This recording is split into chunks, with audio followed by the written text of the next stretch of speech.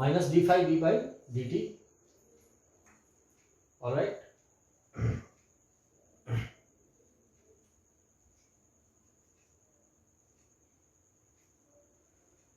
तो this is the EMF through the loop, जिस loop के थ्रू से फाई बी हमारा चेंज कर रहा है। तो D phi B by D T में माइनस लगा हुआ है। इस माइनस का क्या मीनिंग है हम लोग आगे पढ़ेंगे। There is meaningfulness of minus, there is some meaning of this negative sign, जिसको हम लोग आगे पढ़ेंगे। वो फैराडे लॉ से भी हम समझ सकते हैं, एक स्पेशल लॉ है लेंज लॉ, उसी से हम लोग समझेंगे। अच्छा, अगर लूप में n टर्न्स है, देयर आर n टर्न्स, है ना, लूप हमारा प्लानर है, मतलब एक प्लेन में एक पर्टिकुलर लूप को देखें तो वो एक पर्टिकुलर प्लेन में है, क्योंकि लूप हो सकता है प्लानर ना भी हो, क्योंकि लूप का कुछ पार्ट अलग प्लेन में है और कुछ पार्ट अलग प्लेन में हो, तो इट मे बी कि लूप ओवरऑल प्लानर ना हो। तो अगर लूप की हम बात कर रहे हैं में n टर्न हो, तो यही ईएमएफ, ई फॉर ईएमएफ ध्यान रखेंगे, becomes minus of n d phi B by D t, minus of n d phi B by D t होता है ना। यानी फ्लक्स का टाइम के साथ रेट चेंज का नेगेटिव किसी भी लूप में ईएमएफ के बराबर होता है। मतलब ये जितने भी दो तीन केसेस में हम लोगों ने फ्लक्स निकाला है, वो फ्लक्स अगर टाइम के साथ चेंज करने लगता ना, तो जितने भी लूप्स आप देख रहे थे उन सारे लूप्स में एक ईएमएफ डेवलप्ड हो जाता है ना। तो यहीं से बात निकल के आई कि ईएमएफ का एक और सोर्स होता है।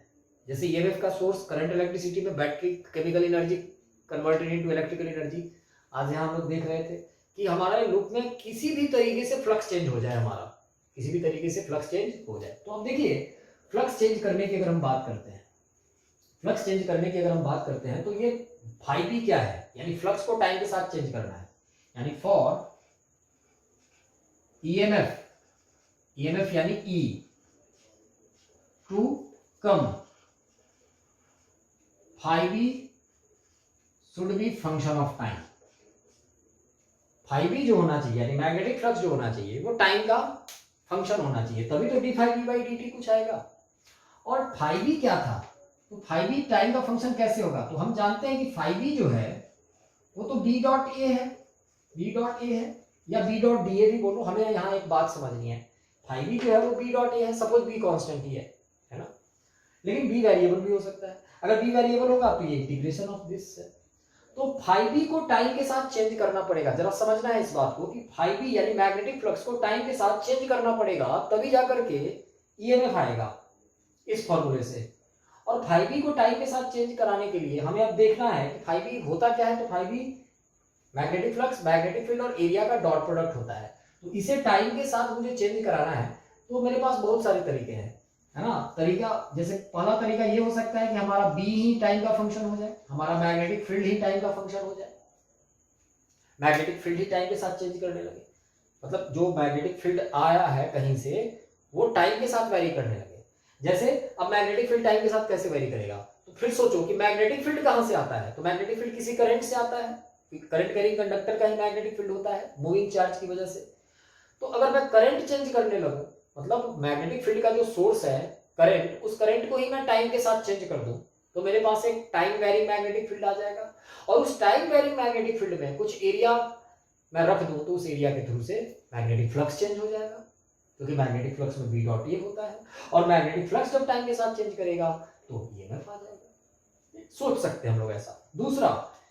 दूसरा तरीका, ये सब तरीका मैं समझा रहा हूं। दूसरा तरीका क्या हो सकता है, तो हमारा एरिया ही टाइम के साथ चेंज करने लगे, पता चला एरिया भी टाइम, क्योंकि ये दोनों का कब बी डॉट ए है ना फाई बी, हमें तो फाई बी को चेंज करना है टाइम के साथ, तो मैं बी को भी चेंज कर सकता हूँ, ए को भी चेंज कर सकता हूँ। पता चला हमारे पास एक ऐसा एरिया है, जैसे यही एरिया था, ये सिकुड़ने लगे, फैलने लगे, क्योंकि एरिया चेंज करने लगेगा ना, एरिया सिकुड़ने लगे, कोलैप्स करने लगे या फैलने लगे, मैग्नेटिक फील्ड से निकल जाए। जैसे यही एरिया पहले मैग्नेटिक फील्ड में था, इस एरिया को मैं मैग्नेटिक फील्ड से एक हटा लूं, है ना, तो जब ये मैग्नेटिक फील्ड में था तब इसके थ्रू से फ्लक्स था, और जैसे ही मैंने वहां से हटा लिया फ्लक्स जीरो हो गया, यानी फ्लक्स चेंज किया। फ्लक्स को एनीवे टाइम के साथ चेंज करना है, फंडा क्या है, तो टाइम के साथ मुझे फ्लक्स को चेंज कर देना है, तो area as a function of time हो जाएगा, तो भी हमारा काम बन जाएगा।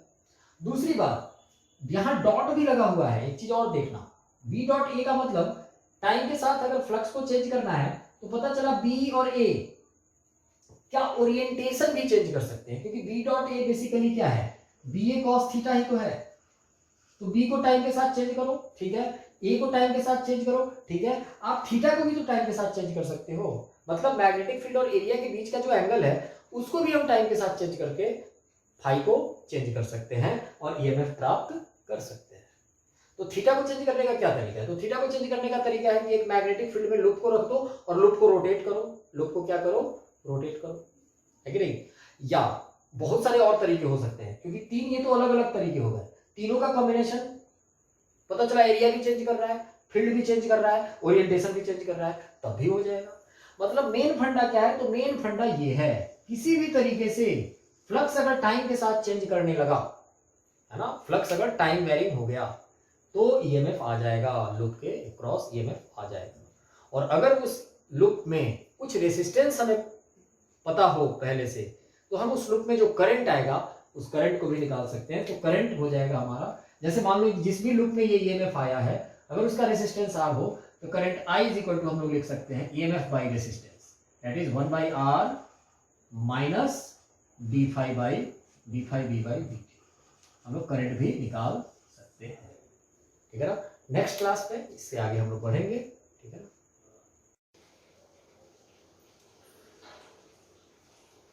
ऑलराइट, तो हम लोगों ने देखा मैग्नेटिक फ्लक्स कैसे निकालते हैं, बी डॉट ए, फील्ड अगर कांस्टेंट हो, बी अगर फील्ड एरिया के हर पॉइंट पे डिफरेंट हो तो बी डॉट डी ए निकालेंगे और इंटीग्रेशन करेंगे। फिर हमने ईएमआई जब हम पढ़ रहे थे तो हमने देखा फैराडेज लॉ, है ना। फैराडेज लॉ की बात करें तो EMF developed in a loop का हमने फॉर्मूला देखा था, EMF developed in a loop का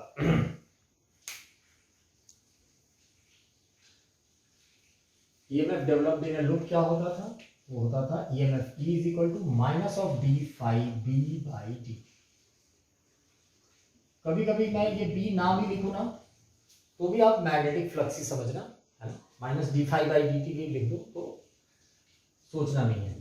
माइनस, इस माइनस का मीनिंग हम लोग बाद में ज्यादा ढंग से समझेंगे जब लेंज लॉ की बात आएगी, ठीक है ना। माइनस डी फाई ईएमएफ, ये ईएमएफ अगर किसी लूप में डेवलप हो रहा है ना, जरूरी, क्योंकि हम देखेंगे आगे कि ये कभी कभी विदाउट कोई स्ट्रक्चर है जो कि लूप नहीं है उसमें भी ये डेवलप हो सकता है।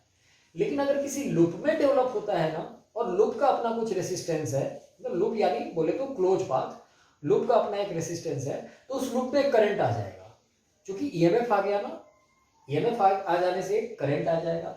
उस करंट के अगर जैसे मान लो यही वो लूप है, ये कोई लूप है, इसका रेसिस्टेंस आर है और इसमें ये वाला ईएमएफ इसके थ्रू, है ना, मैग्नेटिक फील्ड लाइंस गुजर रही थी, तो मैग्नेटिक फ्लक्स था और वो मैग्नेटिक फ्लक्स टाइम के साथ चेंज करने लगा तो ईएमएफ आ गया, मान लिया। तो रेसिस्टेंस अगर आर है इसका, तो यहाँ current I is equal to हो जाएगा E by R. E by R का मतलब 1/r minus D phi B by D T. ये आ जाएगा current as a function of time, current as a function of time, ठीक है ना। अच्छा, एक चीज और देखिए, अगर मैं dt को इधर ले जाऊं, मतलब आप अगर देख सको तो किसी टाइम पे मुझे जैसे करंट निकालना हो तो D phi B by D t अब कैसे आएगा, सॉल्व होगा, वो तो मुझे करना पड़ेगा सॉल्व। लेकिन इतना तय है कि ये d phi by D t constant भी आ सकता है या टाइम का फंक्शन भी आ सकता है, मतलब वेरिएबल भी आ सकता है, मतलब टाइम के साथ चेंज करने वाला। उसी हिसाब से करंट भी हमारा कांस्टेंट भी आ सकता है और टाइम के साथ चेंज करने वाला आ सकता है, बिकॉज आर तो चलो भैया ठीक है, रेसिस्टेंस तो कांस्टेंट होगा, but what about this d phi B by D t, तो ये कांस्टेंट वेरिएबल दोनों हो सकता है। यहां से एक चीज और निकाल सकते हैं, ये तो करंट का कैसा वैल्यू है, तो इंस्टेंटेनियस वैल्यू है, क्योंकि सीधे डिफरेंशिएट हो रहा है ना, मैग्नेटिक फ्लक्स टाइम के रिस्पेक्ट में सीधे डिफरेंशिएट हो रहा है कि नहीं। लेकिन अगर आई का एवरेज वैल्यू मुझे निकालना हुआ, average value of the current, तो मैं कैसे निकालूंगा, तो एवरेज वैल्यू हो जाएगा 1/r, चलो भैया ठीक है, minus of delta phi by delta t, average value अगर निकालना होगा तो, यानी negative of change in flux by change in time into 1/r, that is the average value of current. Instantaneous value निकालना होगा तो सीधे डिफरेंशिएट कर देंगे। यहां से एक चीज और आ सकता है, चार्ज फ्लोन, चार्ज इस लूप में जब फ्लक्स चेंज हुआ टाइम के साथ तो करंट आया, क्योंकि रेसिस्टेंस पता था। तो अगर मेरे से कोई कहे कि लूप के किसी क्रॉस सेक्शन से कितना चार्ज फ्लो करेगा किसी डेल्टा टी टाइम में, तो चार्ज फ्लोन की अगर मैं बात करूं तो चार्ज फ्लोन क्या हो जाएगा, dq का integration that is i dt का इंटीग्रेशन। और i dt यहां से देख सकते हो, अगर dt i के साथ चला जाएगा तो ये यहाँ क्या बचेगा, तो यहाँ 1/r minus D phi B, यानी इंटीग्रेशन ऑफ माइनस बाहर d phi B by R, मतलब -1/r डेल्टा फाई मैं बोल सकता हूं। मतलब चार्ज फ्लोन है ना, छोटे से मतलब सॉरी किसी पार्ट से, किसी cross section of the loop से चार्ज फ्लोन जो होगा वो टाइम पे डिपेंड नहीं करेगा, वो केवल change in flux by resistance के बराबर होगा। नेगेटिव साइन तो एक अलग मतलब है। अगर मैग्नीट्यूड की बात करें, मॉड लगाते तो है ना, जैसे मैं यहां मॉड लगा दूं, mod of -1/r delta phi अगर मैं बोलूं तो कोई दिक्कत नहीं, मैं इसे simply delta phi by R बोल सकता हूं, है ना। अब वो माइनस साइन ये दिखाता है कि चार्ज किधर से फ्लो करेगा।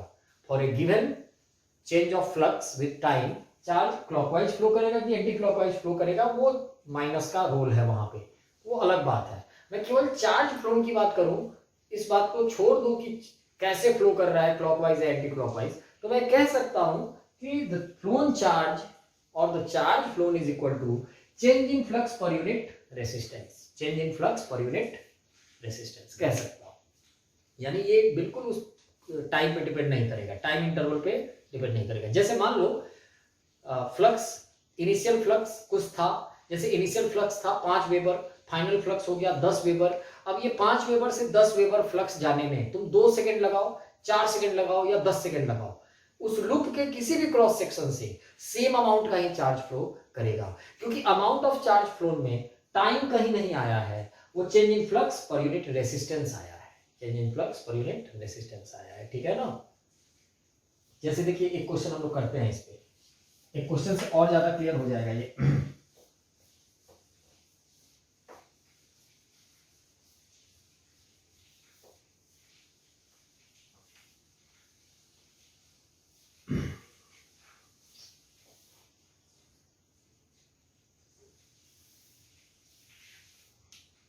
Suppose this is a rectangular square loop, और जिसका एरिया, इसका एरिया जो है ना वो 20 मीटर स्क्वायर है, मान लिया the area of the loop is 20 metre square. ये एक लूप है, यहां एक मैग्नेटिक फील्ड है, एक मैग्नेटिक फील्ड में ये लूप रखा हुआ है।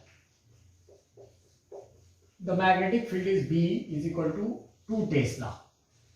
आप देख सकते हो मैग्नेटिक फील्ड किधर की तरफ है, इनवर्ड, अंदर की तरफ। डॉट होता तो आउटवर्ड, क्रॉस होता तो इनवर्ड, ये सब आप जानते हैं। इनिशियली ये इसी पोजीशन पे है, ठीक है ना। ये बीच वाला जो एक्सिस है जो कि लूप के सेंटर से पास कर रहा है, इसके अबाउट ये घूम सकता है, मतलब इस लूप को हम लोग